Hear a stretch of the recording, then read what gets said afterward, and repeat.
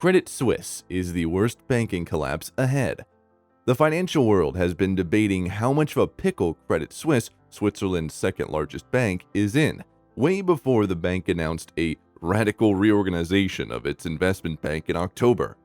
The bank has warned it will record a fourth quarter loss of up to 1.5 billion Swiss francs and has experienced large outflows from the crucial wealth management sector due to a decline in confidence. Will the executive team's efforts to return to Credit Suisse's Swiss roots with Chairman Axel Lehmann and Chief Executive Officer Ulrich Körner really be the right course of action? Or, after over 166 years of service, could we be witnessing the final days of a Swiss banking giant? Do you like topics like this? Then subscribe to the channel. It only takes a second. Thank you. What exactly is going on with Credit Suisse? It's important to note that beyond money and expenses, the bank's capacity to move past its history will determine if it can truly recover.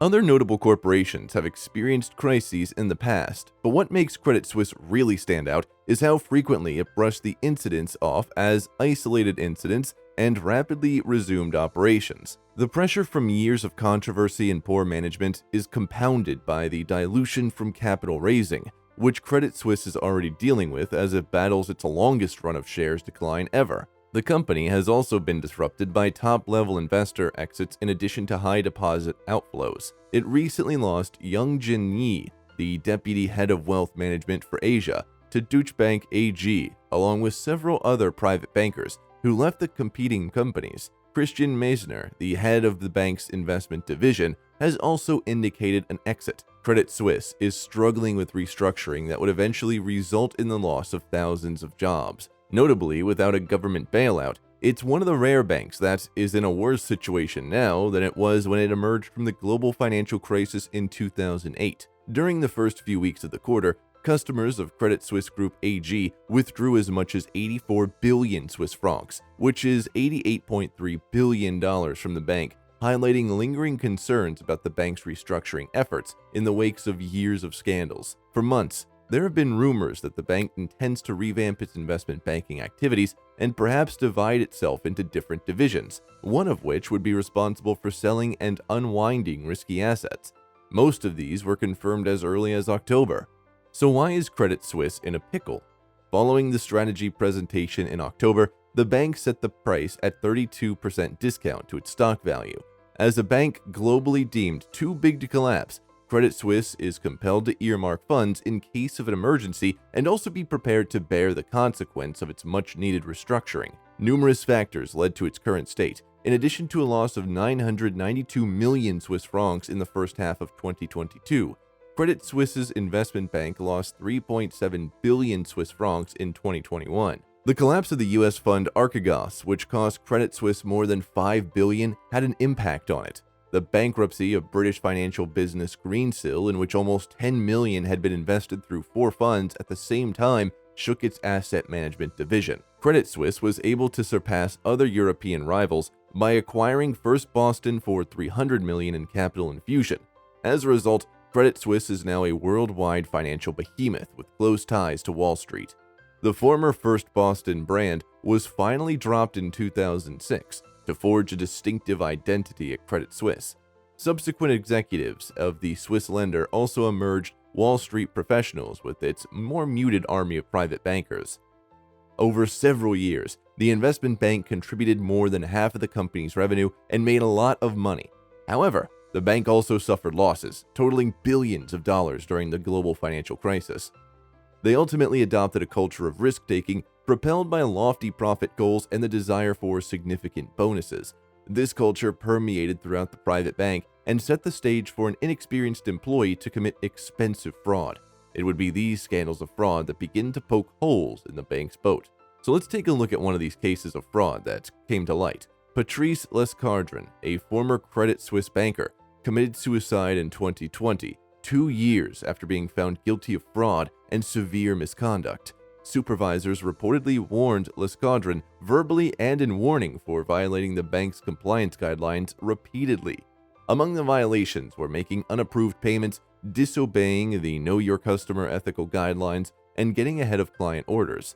However, Credit Suisse failed to stop him until 2015, when he was ultimately apprehended following a significant investment in a volatile pharmaceutical company. Lescadrin's admissions state that he entered client accounts secretly and used their funds to try to make up losses for other clients. He replicated trading orders after pasting the client's signature from a different document onto them. To get the bank back on the rails, there would be no need for reforms. Ulrich Körner, CEO of Credit Suisse, promised that going forward, the investment bank will be radically different. Credit Suisse's executives made their organizational reorganization proposal public long ago, with a poor third-quarter results report. The proposal was announced on October 27 and is in line with their previous estimates. Compared to its international competitors, Credit Suisse has a history of allocating more capital to investment banking, which can result in unstable earnings. By decreasing risk-weighted assets and leveraged assets, the restructuring should increase capital, but it comes with a significant execution risk due to the size of the change over a 3-year time frame in a deteriorating operating environment. By streamlining its market business to align with its wealth management franchise, Credit Suisse intends to reduce the size of its investment bank. The strategies center on downsizing. It was rumored a few months ago that Credit Suisse will eliminate 5,000 workers. Although it initially seemed like a lot, it has since become clear that it was an underestimate. According to Credit Suisse, the company will actually lay off 9,000 workers. Not every position will be cut at the investment bank. There will be 2,700 employees gone by Christmas. Another reform would be in management of First Boston subsidiary. CS First Boston will house the capital markets, M&A consulting, and financing bankers of Credit Suisse. Michael Klein, a former Citi banker who has been hanging around on the Credit Suisse board and operating his 1- or 2-man boutique, will be in charge of the new organization. Additionally, Credit Suisse will carve out its capital markets and advisory business under the revitalized First Boston brand, reduce exposure to the structured products business, and create a non-core asset unit.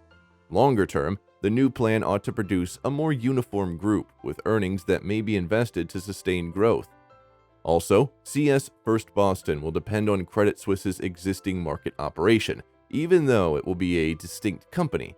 The implication is that while First Boston relocates to New York, market personnel will assist in the execution of ECM and DCM deals. For Credit Suisse's bankers in London, this would be a little unsettling, but according to Körner, New York also has the largest FEE pool. By transforming First Boston into a standalone company with an eye toward an IPO on sales by 2025, cutting its securitized products business by bringing in a third-party investor, and running down remaining prime emerging market and securitized product positions in the non-core asset unit, the bank hopes to reduce the percentage of capital allocated to its investment bank.